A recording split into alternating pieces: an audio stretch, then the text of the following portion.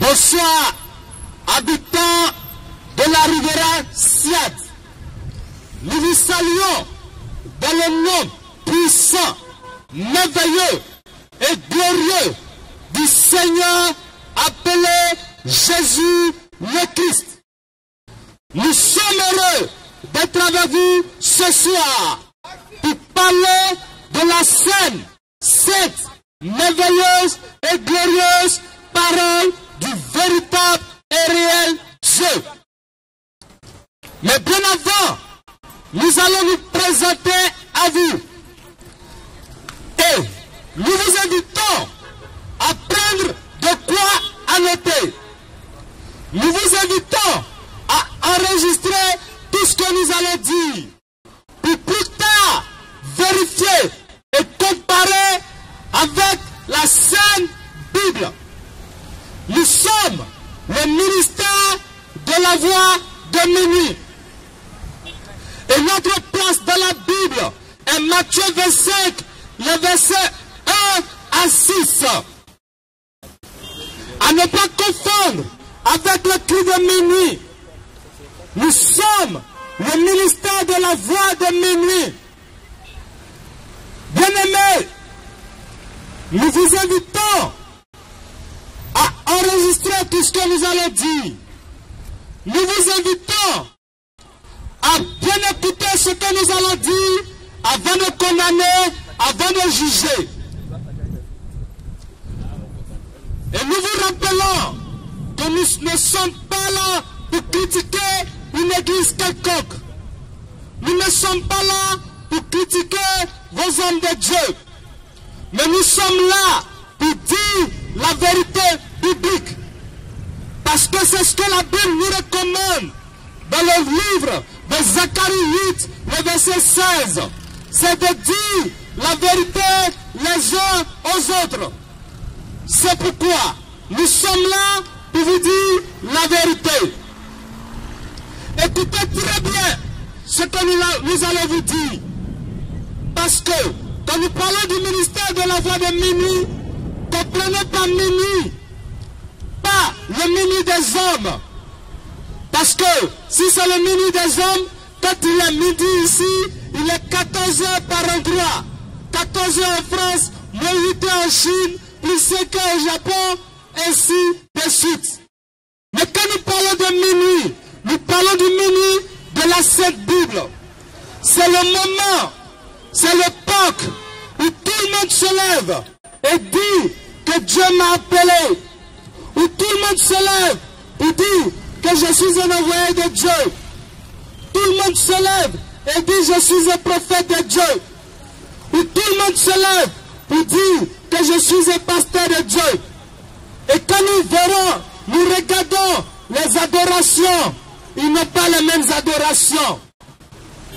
Et quand nous regardons les manières de prêcher, ils n'ont pas la même doctrine. La question que nous nous posons, quel est ce Dieu qui vous envoie avec des langages différents?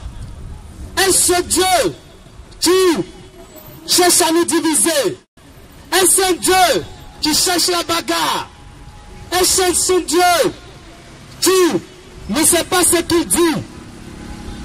Alors que nous savons qu'en tant qu'enfants de Dieu, nous devrons avoir le même langage, nous devrons avoir le même esprit, nous devrons avoir la même doctrine.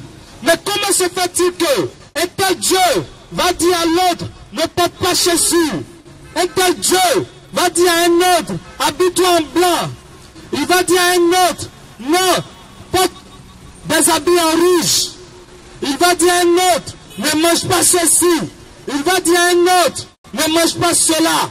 Bien-aimé, un tel Dieu, il n'est pas dit d'être adoré. C'est de cela qu'il s'agit. C'est de ce moment que la Bible appelle minuit. Parce que, en faisant ceci, la population de la Riviera est troublée. Parce que la population ne sait plus qui dit vrai, qui dit faux. Parce que la population ne sait plus qui est le véritable Dieu et qui est adoré dans nos différents lieux de prière. C'est pour cela, nous sommes là pour vous ouvrir l'esprit, afin afin que vous puissiez avoir le regard fixé dans la Sainte Bible. Bien-aimés, ouvrez la Bible en nous écoutant. Ne nous écoutez pas avec vos pensées humaines. Ne nous écoutez pas avec mon pasteur dit. Ne nous écoutez pas avec mon église dit. Mais écoutez-nous avec la Bible ouverte. Parce que pour les chrétiens, il n'y a que la Bible seule qui dit la vérité. Selon Jean 17, 17. Il n'y a que la Bible seule qui est la vérité. C'est pourquoi la Bible nous recommande de dire la vérité les uns aux autres. Comprenez pas la vérité. Non pas le fait que on demande à quelqu'un qui a pris cette banane. Il va dire oui, c'est moi qui ai pris la banane. Non, ce n'est pas ça la vérité. La vérité, c'est que dit la Bible, que dit Dieu. C'est ça la vérité. Lisez Jean 17, le verset 17. Jean 17, verset 17. Sanctifie-les par ta vérité. Ta parole est la vérité. Amen. Amen. Il n'y a que la parole de Dieu seule qui est la vérité. Et Jean 1 nous dit qu'au commencement était la parole. Au commencement était la parole de Dieu. Au commencement n'était pas une église quelconque. Au commencement n'était pas un bishop. Au commencement n'était pas un pape. Au commencement était la parole de Dieu. C'est pourquoi, selon Romains 3, 4, qui nous dit que tout homme est menteur. Il n'y a que Dieu seul qui dit la vérité.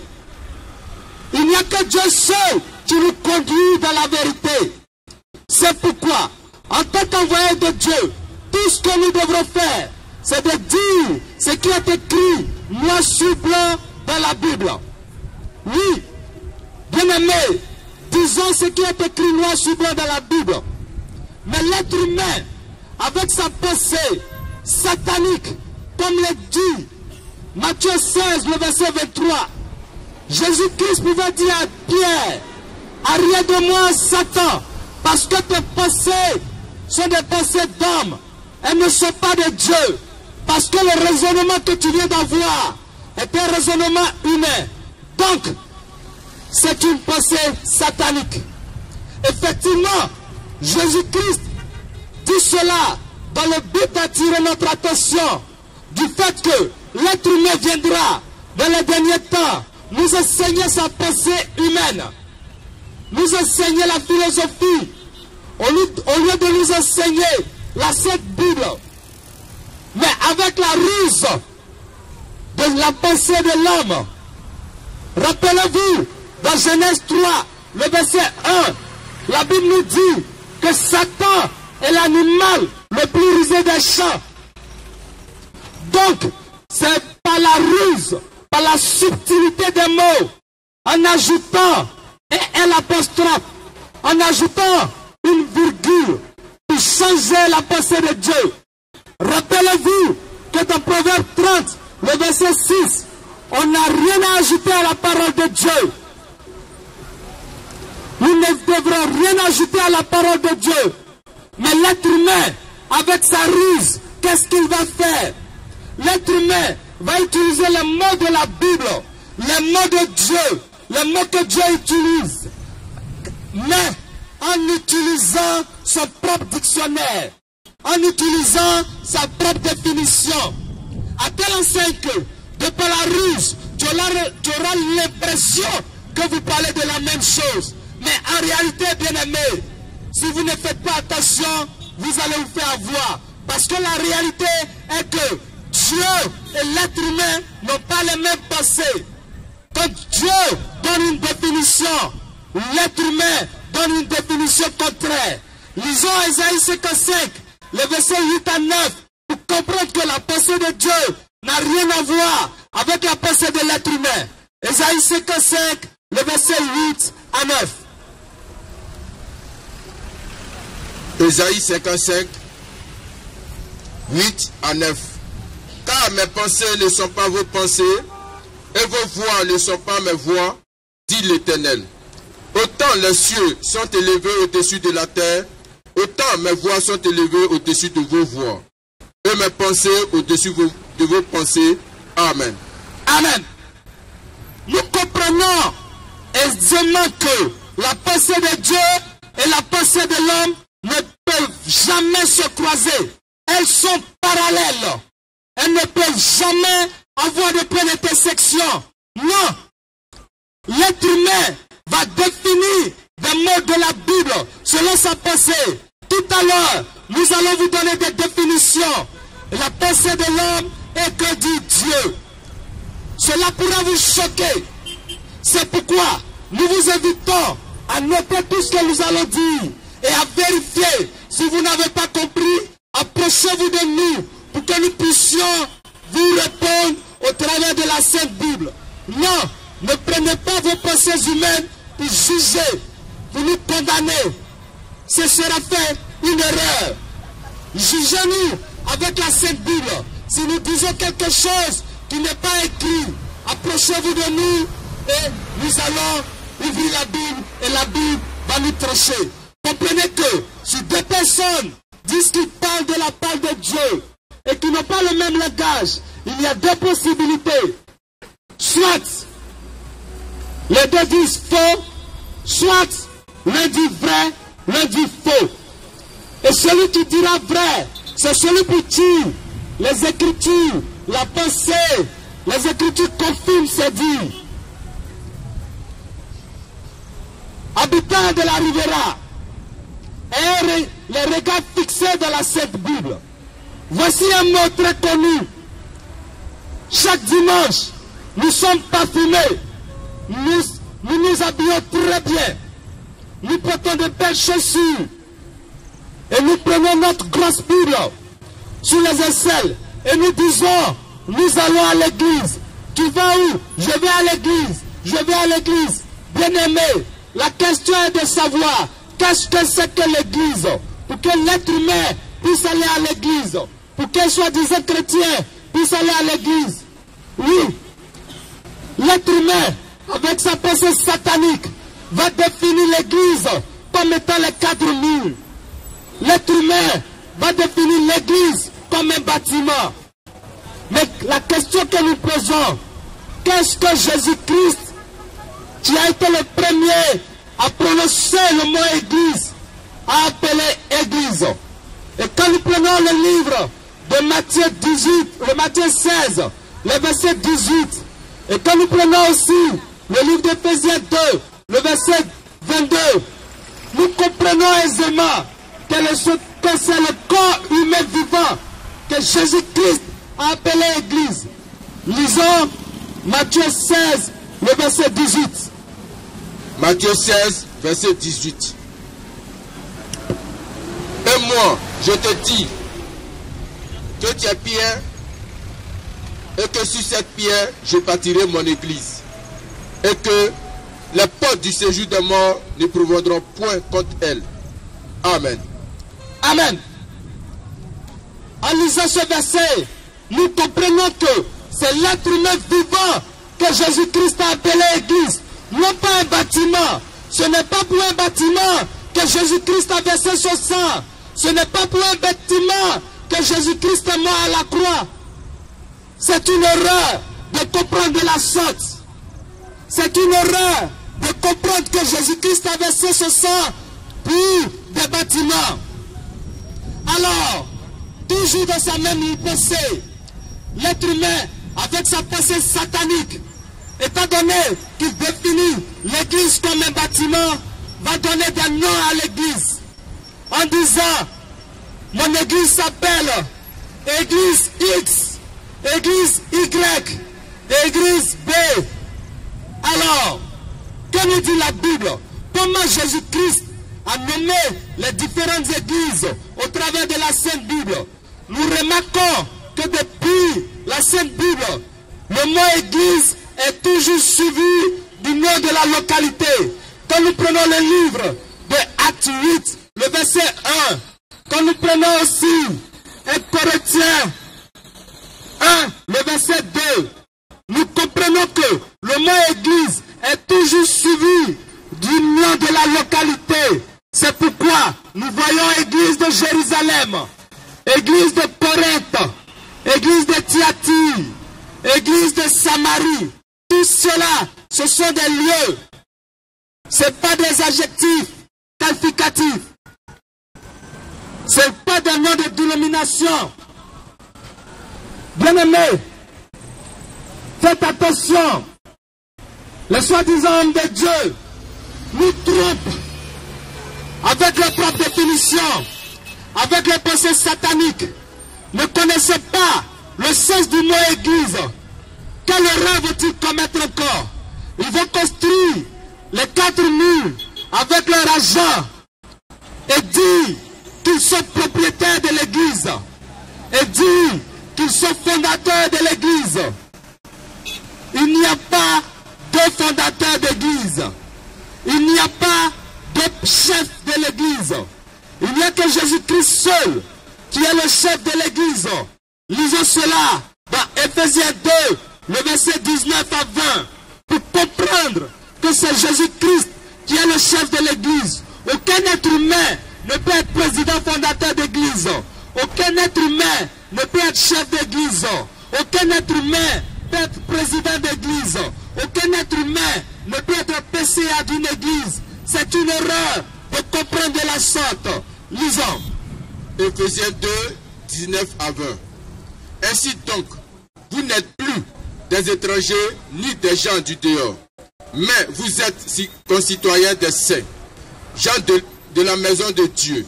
Vous avez été édifiés sur le fondement des apôtres et des prophètes, Jésus-Christ lui-même étant la pierre angulaire. Amen. Amen. Amen. Jésus-Christ était la pierre angulaire de l'église. Il est le chef de l'église. En disant à Pierre, tu es Pierre, et sur cette pierre, je bâtirai mon église. Il n'a pas dit mes églises. Il y a une seule et unique église. C'est l'église du Seigneur Jésus le Christ. C'est une erreur de comprendre qu'un être humain se veut président d'une église. Et toujours dans sa même pensée satanique, l'être humain, étant donné qu'il se croit propriétaire d'église, qu'est-ce qu'il va faire?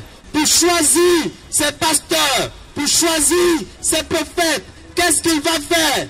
Il va les obliger à se faire former dans des écoles pastorales qu'ils auront créées, dans des écoles pastorales qu'ils auront construites. Alors, la question que nous nous posons, est-ce que l'école pastorale est-il biblique? Est-ce que le séminaire est biblique? Alors, nous allons interroger la Sainte Bible.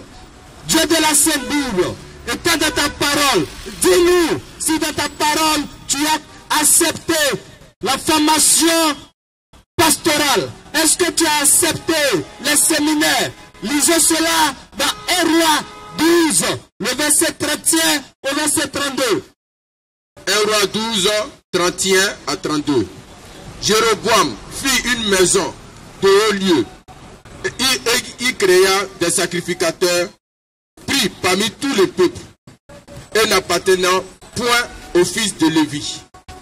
Il établit une fête au 8e mois, le 14e jour du mois, comme la fête qui se célébrait en Juda. Et il offrit des sacrifices sur l'autel. Voici ce qu'il fit. Voici ce qu'il fit à Bethel, afin que l'on sacrifie au vœu qu'il avait fait. Il plaça à Bethel les prêtres des hauts lieux qu'il avait élevés. Amen. Amen. Voici celui-là même qui a été le créateur des écoles pastorales. Celui-là même qui a été le modèle des séminaires. Il prit des gens qui aspiraient, qui voulaient, qui sentaient le désir, qui avaient la sensation de servir Dieu, sans que Dieu ne les ait appelés, parce qu'ils avaient le désir de servir Dieu. Jéroboam les faisait sacrificateurs de haut lieu. Alors que nous savons que pour être sacrificateur, il fallait être fils de Lévite. Mais comment se fait-il que des gens qui ne sont pas des Lévites, qui ne sont pas appelés de Dieu, Dieu ne les a pas choisis parce qu'ils ont le désir. Jéroboam construit une maison de haut lieu pour les familles, pour qu'ils puissent faire le sacrifice. Alors, la question que nous allons poser, quelle a été la réaction de Dieu? Lisons 1 Roi 13, le verset 33 au verset 34. 1 Roi 13, 33, 34. Après cet événement, Jéroboam se détourna point de sa mauvaise voie. Il créa de nouveau des prêtres des hauts lieux. Pris parmi tout le peuple, quiconque en avait le désir, il le consacrait prêtre des hauts lieux. Ce fut là une occasion de péché pour la maison de Jéroboam. Et c'est pour cela qu'elle a été exterminée et détruite au-dessus la surface de la terre. Amen. Bien-aimés, voici que Jésus-Christ, le Dieu tout-puissant et tout-suffisant, qui est le même hier, aujourd'hui et éternellement, s'il a détruit l'œuvre, la famille de Jéroboam, aujourd'hui, il détruit encore la famille de Jéroboam et il détruira la famille de Jéroboam. Tout simplement parce que Jéroboam a créé des écoles de prophétie. Tout simplement parce que Jéroboam a créé des écoles de parler en langue. Tout simplement parce que Jéroboam a créé des écoles de miracles. Oui. De la même manière qu'ils ont été exterminés, de cette même manière, vous serez exterminés. Oui, c'est de la vérité que nous vous parlons. Vérifiez cela. Et si quelqu'un n'est pas d'accord, qu'il s'approche pour que nous puissions, au travers de la Sainte Bible, lui dire la vérité. Habitants de la Riviera, vous êtes dans l'erreur. Vous êtes dans l'erreur. Parce que vous n'avez aucune notion des Écritures. Parce que vous n'avez aucune notion de la puissance de Dieu. Comme le dit Matthieu 22, le verset 29. Matthieu 22, 29.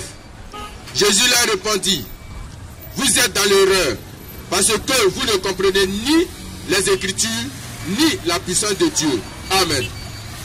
Amen. Oui. Comprenez une chose.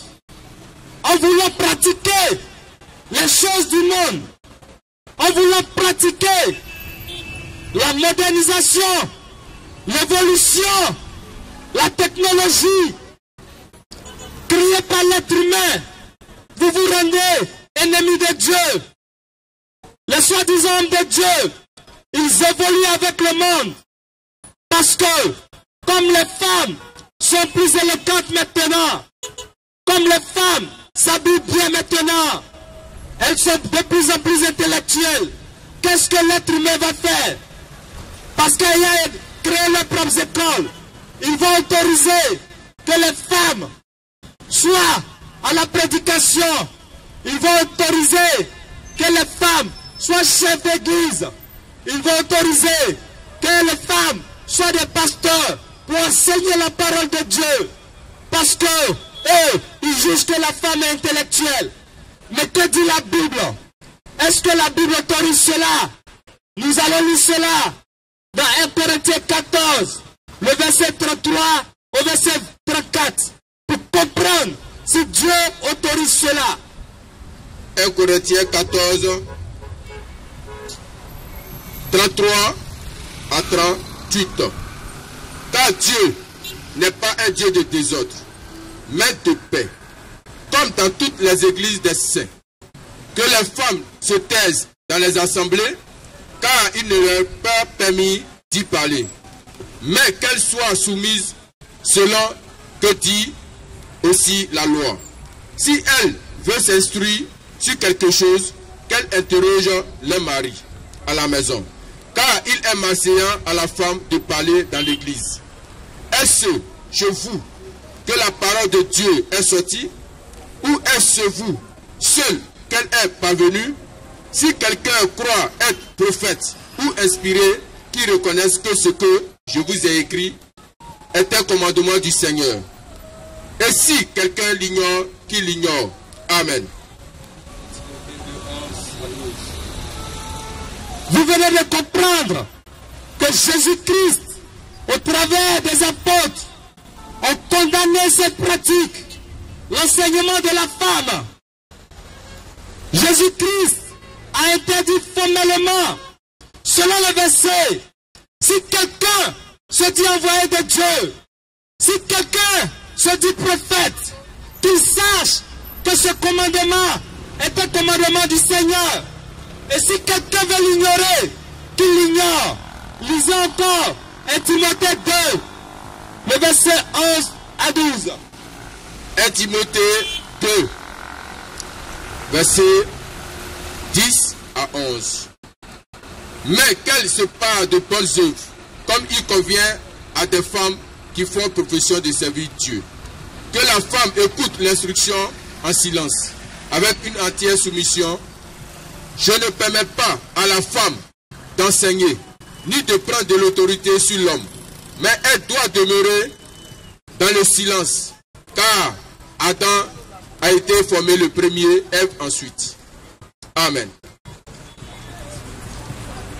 Vous venez de comprendre, au travers de ce verset, que Jésus-Christ, au travers de la Sainte Bible, au travers des apôtres, a interdit formellement l'enseignement de la femme. Et qu'est-ce que l'être humain va faire encore avec sa pensée satanique et mauvaise? Pendant que Jésus-Christ nous fait savoir que la parole, que le don est gratuit. Et ils disent non, il faut que le don soit payant. Il faut faire payer le don. C'est pour cela, quand il va arriver chez vous, pour sanctifier votre maison, vous allez payer. Quand il va arriver chez vous, pour prier pour un cas de maladie, vous allez payer. Ils vont vous savoir, ils vont vous faire savoir que c'est le rachat de votre âme. Ils vont vous payer. Ils vont vous faire savoir qu'ils ont jeûné pour vous. Vous allez payer cela. Bien-aimés, qu'est-ce que la Bible dit au travers de la Sainte Bible, qui est la vérité, qui est sa parole? Lisons Matthieu 10, le verset 8. Matthieu 10, 8. Guérissez les malades, ressuscitez les morts, purifiez les lépreux, chassez les démons. Vous avez reçu gratuitement, donnez gratuitement. Amen.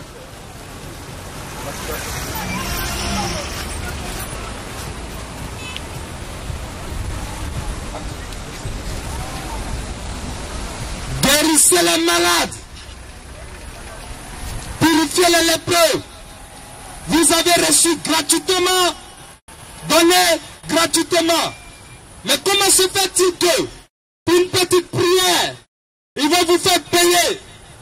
Comment se fait-il pour une sanctification de maison? Vous allez payer.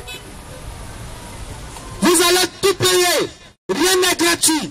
Lisons encore Acte 8, le verset 18 à 20. Acte 8, 18. Lorsque Simon vit que le Saint-Esprit était donné par l'imposition des mains des apôtres, il leur offrit de l'argent en disant, accordez-moi aussi ce pouvoir, afin que celui à qui j'imposerai les mains reçoive le Saint-Esprit. Mais Pierre lui dit, que ton argent périsse avec toi, puisque tu as cru que le don de Dieu s'acquérait à prix d'argent. Amen. Amen. Voici quelqu'un de la Sainte Bible. Il a vu que les apôtres, de par la puissance de la parole, manifestaient le don du Saint-Esprit en guérissant les malades. Il va leur proposer de l'argent pour faire la même chose. Mais qu'est-ce que Pierre lui a dit? Que toi, ton argent, vous périssez. De cette même manière que tous ceux qui font ce genre de pratique périssent. De cette même manière, vous aussi, de l'ignorance, qui donnez de l'argent pour un quelconque don, pour avoir le don de parler en langue, pour avoir le don de prophétie, vous allez périr avec eux. Bien-aimés, c'est une erreur de suivre un soi-disant homme de Dieu qui parle selon ses propres fonds, qui parle selon sa pensée satanique. Encore, qu'est-ce qu'il va faire comme pratique? Pendant que la Bible nous fait savoir que la moisson, c'est toute une autre chose. Jésus-Christ, au travers de sa sainte Bible, donne une définition de la moisson. Et qu'est-ce qu'il va faire? Il va profiter de ces mots de Jésus-Christ pour donner de la définition, pour escroquer les gens. Pendant leur moisson, qu'est-ce qu'ils vont faire? Ils vont aller à la boutique, payer une petite bougie chez Diallo à 50 francs, envoyer dans le lieu de prière et dire que c'est la moisson. La bougie, c'est la lumière de Dieu. En payant cette bougie, en allumant cette bougie, vous allez avoir la vie éternelle. Vous allez avoir la lumière. Alors, la bougie de Diallo à 50 francs, il va vous vendre à 1 million, à 100 000, à 200 000. C'est de cela que la Bible parle en parlant de voleur. Le voleur, c'est pas celui qui vole le neuf. Le voleur, c'est pas celui qui vole le mouton.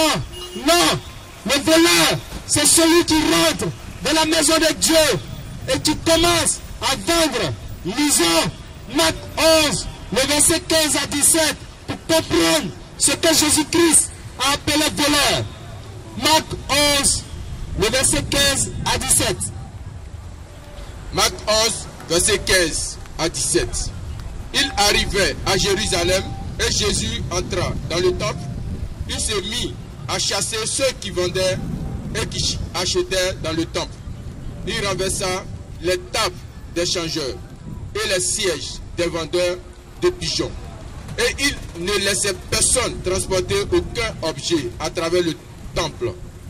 Et il enseignait et disait: n'est-il pas écrit, ma maison sera appelée maison de prière pour toutes les nations? Mais vous en avez fait une caverne de voleurs. Amen. Vous en avez fait une caverne de voleurs. Ma maison n'est-il pas un lieu de prière? Mais pourquoi vous voulez vendre dans l'église? Pourquoi payer un régime de bananes et vendre dans l'église? Pourquoi payer de l'eau à 300 francs à la boutique et vendre à 700 000, à 200 000? Pourquoi payer de l'huile chez Diallo et venir vendre dans les lieux de prière? Vous avez fait une caverne de voleurs. Alors, toujours de sa même pensée, n'étant pas inspiré de Dieu, n'étant pas appelé de Dieu, qu'est-ce qu'ils vont enseigner? Ils vont vous dire, donne ta vie à Jésus, donne ta vie à Jésus. Habitant de la Rivière, c'est une erreur de dire à quelqu'un de donner sa vie à Jésus. C'est une erreur de donner sa vie à Jésus. C'est Jésus-Christ plutôt. C'est lui qui a donné sa vie. Lisons Acte 20, verset 28. Il n'y a que Jésus-Christ seul qui a donné sa vie. C'est pourquoi il est mort pour nous. Quand tu dis à quelqu'un, donne ta vie à Jésus, mais qu'est-ce qui va lui rester? Donc tu lui demandes de mourir pour Jésus, puisque quand Jésus-Christ a donné sa vie pour nous, il est mort à la croix. C'est une erreur de comprendre de la sorte. Acte 20, 28. Prenez donc garde à vous-même et à tout le troupeau sur lequel le Saint-Esprit vous a établi évêque, pour paître l'église du Seigneur, qu'il s'est acquise pour son propre sang. Amen. Il n'y a que Jésus-Christ qui a donné sa vie pour nous au prix de son sang sur la maudite croix de Golgotha. Mais pourquoi tu peux demander à un être humain qui n'a pas de vie limitée, mortelle, de donner sa vie à Jésus? Jean 10, 111. Je suis le bon berger. Le bon berger donne sa vie pour ses brebis. Amen. Le bon berger, c'est celui qui donne sa vie pour ses brebis. Es-tu un berger? Es-tu le berger de Jésus-Christ pour lui donner ta vie? Es-tu le berger de Jésus-Christ? Alors, quelle erreur commettons-nous? Quelle erreur faites-vous en suivant ces oiseaux disant membre de Dieu? Faites attention. Et qu'est-ce qu'il veut dire encore toujours dans la même logique? Le salut est comme personnel. Le salut est personnel. Qu'est-ce qu'il veut dire en profondeur? Oui, tu es assis dans ce lieu de prière, abusement appelé église, que nous appelons une prison. Tu sais bien que ce qu'il est en train de dire n'a rien à voir avec la Sainte Bible. Mais tu dis, bon, c'est pas grave, puisque le salut est personnel, même si moi je sais que je suis dans la sincérité. C'est une erreur de croire de la sorte. La Bible nous dit que le salut est commun. C'est pourquoi il faut bien écouter, il faut bien vérifier ce que l'on vous prêche. Oui, c'est ce qui constitue pour vous la foi. C'est que tu écoutes celui qui parle en face de toi. C'est lui, au travers de ce qu'il va dire, qui va constituer ta foi. Alors, s'il t'a donné une pensée humaine, quelle foi auras-tu? Une foi humaine, satanique. Et cela va te conduire à l'enfer. Parce que, selon Romains 10, 17, la foi vient de ce qu'on entend. Oui, c'est vrai. Encore quoi? Elle vient de la parole de Christ. La véritable foi vient de la parole de Christ, pas de la parole d'un être humain. Alors, si l'être humain te parle, te prêche sa pensée humaine, tu auras une fausse foi. Alors tu iras à l'enfer. C'est pourquoi la Bible nous fait savoir, dans le livre de Jude 1, le verset 3, que le salut est commun. Le salut n'est pas personnel. Le salut est commun. Si tu t'assois que quelqu'un te prêche faux, il te conduit à l'enfer. Parce que c'est sur la base de ce que tu auras entendu que tu vas croire et que tu vas constituer ta foi. Lisons Jude 1, le verset 3. Jude 1, verset 3. Bien-aimés, comme je désirais vivement vous écrire au sujet de notre salut commun. Amen. Au sujet de notre salut commun. Alors, qu'est-ce que l'être humain encore va nous faire croire? Pendant que la Bible nous fait savoir qu'il y a un seul médiateur entre Jésus-Christ et les hommes, entre Dieu et les hommes, l'être humain va nous faire savoir qu'il peut y avoir plusieurs médiateurs. Lisons 1 Timothée 2, le verset 5, pour comprendre que la Bible confirme qu'il y a un seul médiateur entre Jésus-Christ, entre Dieu et les hommes. Et ce seul médiateur, c'est Jésus-Christ, homme. 1 Timothée 2, verset 5. Car il y a un seul Dieu, et aussi un seul médiateur entre Dieu et les hommes, Jésus-Christ, homme. Amen. Jésus-Christ, homme, le seul médiateur. Alors, qu'est-ce qu'ils vont faire encore? Ils auront tous les mêmes ordonnances. Quand tu es malade, quand tu vas les voir pour dire mon prêtre, mon pasteur, mon bishop, je suis malade, il va sortir son stylo et te prescrire le fameux ordonnance. C'est quoi? 3 jours de jeûne sec, jeûne d'Esther, non, jeûne afrique, jeûne sec. Faut faire 40 jours comme Jésus-Christ, faut faire 30 jours, faut faire 7 jours en fonction de la gravité de la maladie. Et nous remarquons que certaines personnes meurent parce que ne pouvons pas tenir. Comment quelqu'un va venir te dire, j'ai l'ulcère, et tu vas lui dire, faut faire 3 jours de jours secs. Et nous aussi, étant dans l'ignorance, nous nous faisons avoir. Habitants de la Riviera, nous ouvrons votre esprit sur toutes ces pratiques. Et quand vous voyez cela, sachez que ce ne sont pas des envoyés de Dieu. Ils se sont envoyés eux-mêmes. C'est sur ces notes que nous vous disons d'être très attentifs, d'avoir les regards fixés dans la Sainte Bible, de ne pas écouter les hommes de Dieu au travers de leur éloquence, au travers de la beauté des lieux de prière, au travers de leur voiture. Écoutez-les plutôt avec la Bible ouverte.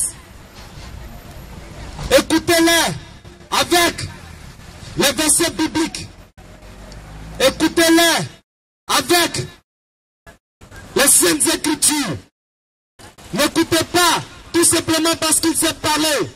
N'écoutez pas parce qu'il a un lieu de prière très grand. Habitants de la rivière Siat, vous nous avez écoutés. Si quelqu'un a pris note, ou si quelqu'un n'est pas d'accord avec tout ce que nous venons de dire, nous vous invitons à nous approcher et à nous poser la question pour qu'ensemble nous puissions ouvrir la Sainte Bible, pour qu'elle puisse nous enseigner, pour qu'elle puisse nous comprendre. C'est sur ces notes que nous bénissons tous ceux et toutes celles qui ont pris le temps de nous écouter. Que le véritable et réel Dieu vous bénisse. Nous sommes le ministère de la Voix de Minuit. Et nous sommes situés à la rivière Siat, à 50 mètres de la pharmacie Umputo. Nous allons vous donner nos différents contacts. Nous sommes au 07 57 76 59 20. Nous sommes au 05 45 38 88 23. Et nous sommes également au 01 71 16 79 64. Merci et que le véritable et réel Dieu vous bénisse. Amen.